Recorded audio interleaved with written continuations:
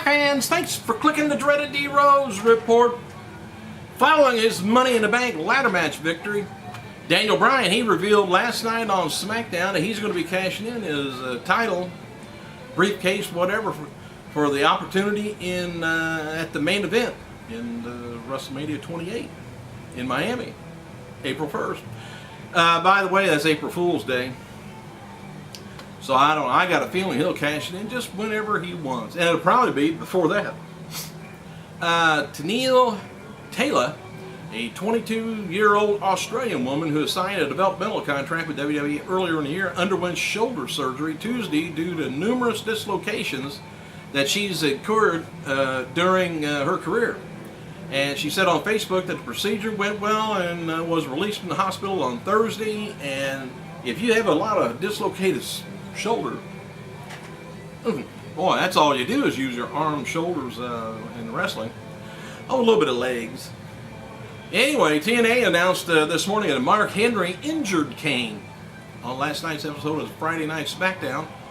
WWE is saying that Kane's going to be out of action for at least 3 months. As far as we know, this is all part of a storyline, as Big Show also went down with an injury at the hands of Mark Henry. WWE wrote this: similar to what happened to Big Show at Money in the Bank, Mark Henry brutalized Kane's leg using a steel chair on July 22nd edition of SmackDown. The attack occurred just moments after Orton defeated Kane in a brutal street fight. And according to WWE doctor Michael Sampson, Kane suffered a fractured fibula, which will keep him out of the ring for at least 3 months.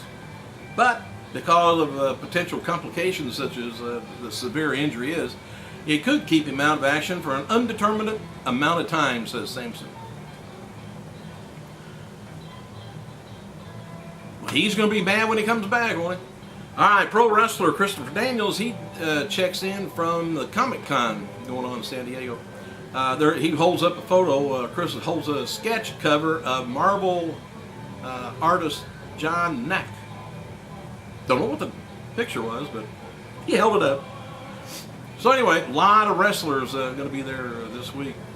Alex Marvez interviewed Fit Finlay about his release. He says, "I was shocked to find out about it, but it was totally my fault," Finlay said Tuesday on a telephone interview. "WWE trusted me. I broke that trust. I let everyone down, and I'm really sorry about that." What he did, I think it was a house show where The Miz was coming out to,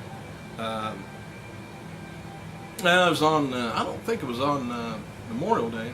But anyway, he had music playing that was inappropriate, I guess, for old Miz came out, was putting down the Air Force and the military, I guess, all together. Can't remember what it was. But anyway, they frowned on it, and Finlay came up with the idea just to make Miz a heel. More of a heel than he already is.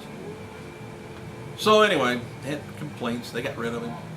And happy birthday to one-time USWA World Champion Mentar. Remember him? 48 years old, and former TNA X Division Champion Sonny Siaki, 37. By the way, in 1989, if you're ready for this, the Great American Bash was held in Baltimore, Maryland, and the event was promoted by WCW under the banner of NWA. What was on the show? Sid Vicious, Danny Spivey, in a two-ring King of the Hill Battle Royal, and Jim Cornette defeated Paul E. Dangerously in a, of all things, tuxedo match. Sting defeated the Great Muta and retained the NWA television title. Due to the controversy of the match, though, the title was later vacated. Lex Luger defeated Ricky Steamboat by DQ, retaining the NWA United States title. Road Warriors, Animal Hawk, and Midnight Express, Eaton and Lane took on, and Steve Williams defeated the Fabulous Freebirds, Jimmy Garvin, Michael P.S. Hayes, Terry Gordy, and the Samoa SWAT team, Samu and Fatu, in a War Games match. Ric Flair defeated Terry Funk to retain the NWA title. And, you know, I was watching Ricky's Drag a Steamboat DVD the other day, and they got one from, I believe it was WrestleMania 3, or I don't think it was 8. forget which one it was, where Steamboat and Randy Savage competed for the title. And George Animal Steel came out. Of course, Elizabeth came out with Randy. And that's when George was in love with Elizabeth. And I tell you what, that's one of the best matches I've seen throughout the whole match. There wasn't a wrestling move that wasn't used in that. I mean, there was probably a second, maybe 2 seconds went between moves throughout the whole match. It was, I think it was a little over a 30-minute match, too. And those suckers went the whole time, never slowed down. Their stamina was great. But if you ever wanted to find some wrestling moves that you don't see anymore, that was it. I recommend it highly. The DVD was good, too. All right, in 1995, there was a WWF In Your House 2, it was called. The Lumberjacks. It was held in Nashville, Tennessee. Immediately following this pay-per-view, the reason I brought this up, both Jeff Jarrett and the Roadie quit WWF. On that show, though, Shawn Michaels defeated Jeff Jarrett to win the IC title.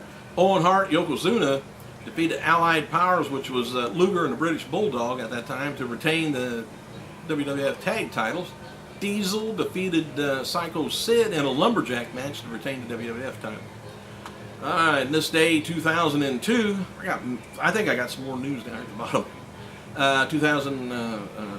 Well, in the year 2000, the third fall and final WWF Fully Loaded was held in Dallas, Texas. On Heat, there was Steve Blackman defeated Funaki to win the WWF Hard Card title, and Dean Malenko defeated Crash Holly to retain WWF Light Heavyweight title. What really gets me is when I read all this stuff on just what wrestlers are not with us anymore. And I wish WWE would come up with a,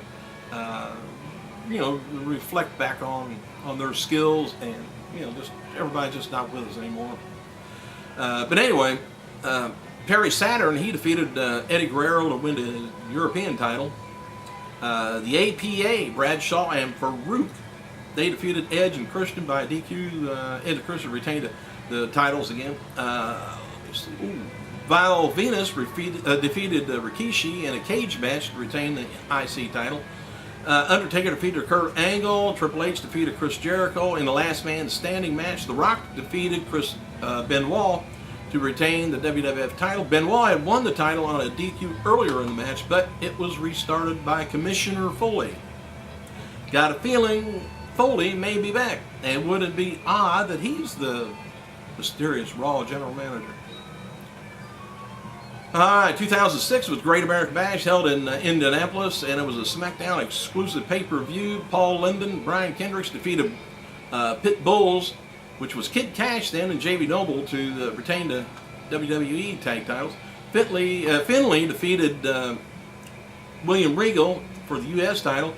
Undertaker defeated Big Show in a Punjabi Prison match. You remember that Punjabi Prison match? That was a horrible match. I seen it live, I mean. Anyway, Mr. Kennedy defeated Batista. King Booker defeated Rey Mysterio to win the World Heavyweight title. And there's a lot of other title changes happening on this day, too. In 1979, Kerry Von Erich and Bruiser Brody defeated Mark Lewin and Tim Brooks for the vacant Texas Tag Team titles. And in 1984, my fault, Wendy Richter defeated the Fabulous Moolah for the WWF title. This was Moolah's first universally recognized loss after the reign of 28 years. All right, what else have I got here? Oh, 1995 was 2001, my fault, on Raw. Lance Storm defeats Albert to win the WWF IC title. 2005, J.B. Whitaker and Jimmy Jacobs defeats the Carnage Crew to win the Ring of Honor titles. No Fear match was the Taiko Amori. Yoshihiro defeated Johnny Ace and Bart Gunn to win the AJPW Unified World Tag Team titles over Japan. I thank you for clicking on. I'll see you Monday. I gotta go.